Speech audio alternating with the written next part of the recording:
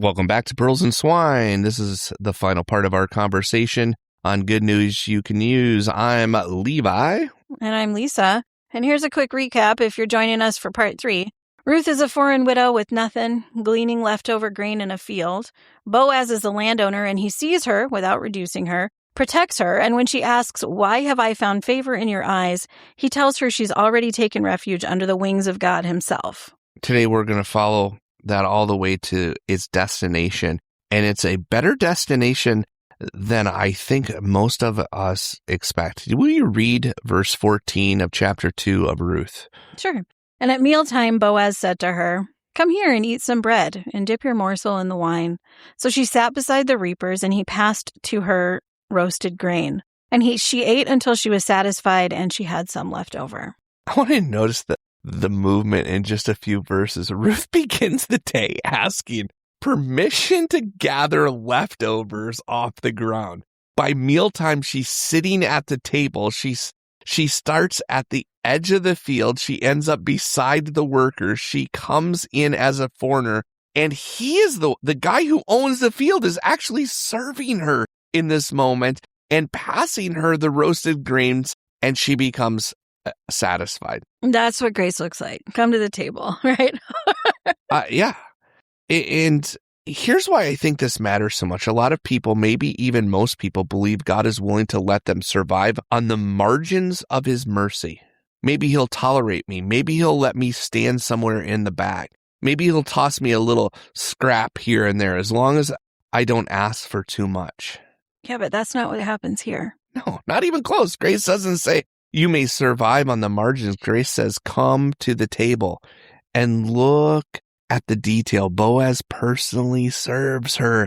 He passed to her roasted grain. The landowner serves the poor widow with his own hands. The one with abundance, this is beautiful. The one with abundance places food directly into the hands of the hungry.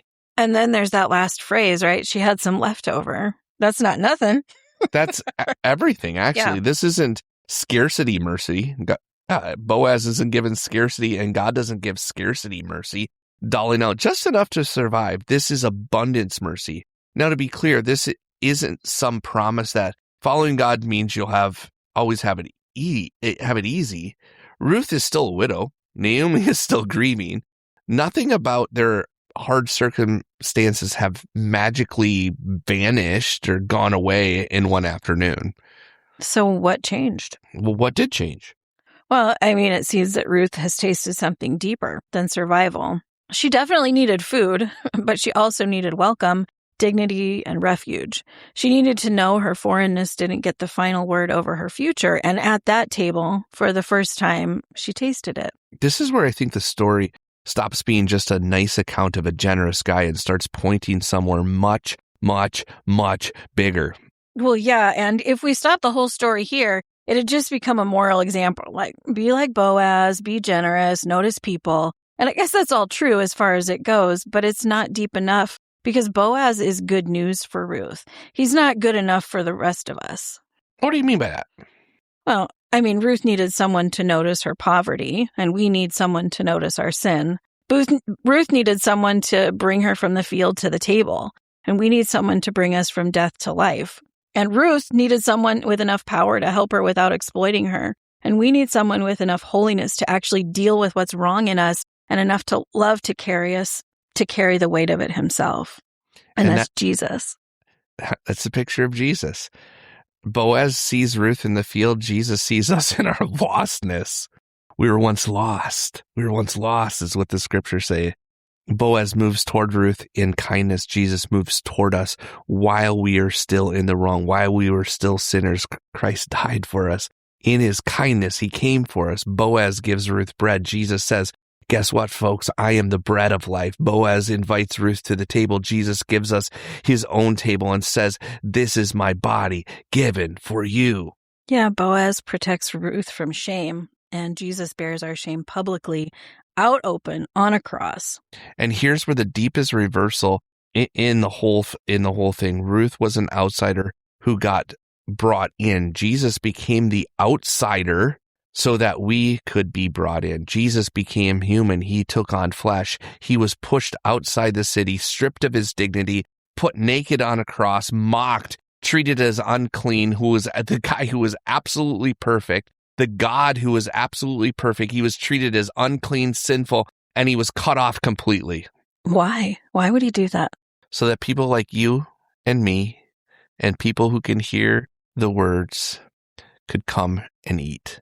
The favor Ruth received from Boaz, it cost Boaz something. Real resources, real risk to his reputation to take a Moabite woman into his house to give her food.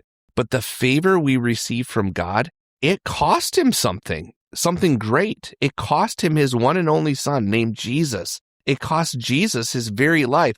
That's why grace is never cheap, even when it's free for us to receive. So we go back to that question from part 2 yesterday. Why have I found favor in your eyes? Now that's a question that everybody should be asking at the foot of the cross. And the answer is never because I was good enough, or because I was useful enough, or because I was religious enough. The answer is always the same, because Jesus Christ set his love on you and gave himself for you. That's the only answer that holds. So let's bring all 3 days together for a second, because I think this is the moment it all comes together. Day 1, we asked who's seeing you and who you're failing to see. And yesterday, we asked what you're actually sheltering under when the pressure hits. And today, Day 3 is the invitation. You don't have to keep gleaning on the edge of the field, hoping to be nobody notices how little you have. There's a table, and the one who owns it is calling you to come and sit down. His name is Jesus.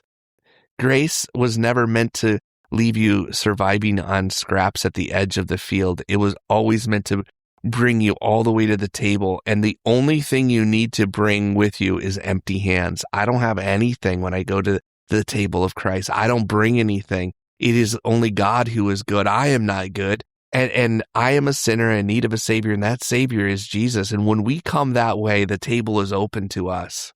If you've been living like God only tolerates you from a distance, hear this. He's not offering you crumbs. He's pulling out a chair for you. So wherever you've been gleaning today, look up. You've been noticed by the right person. You've been noticed by Jesus. that's it for the week. Thanks for spending your time with us. This is good news you can use on Pearls and Swine. Thanks for listening. Thanks for tuning in with us. If you've got questions or comments, we'd love to hear from you. You can email those to office@evangelup.org. If you'd like to catch up on any of the previous Pearls and Swine episodes, just search Evangel Houghton on your preferred podcast platform or go to our website, evangelup.org.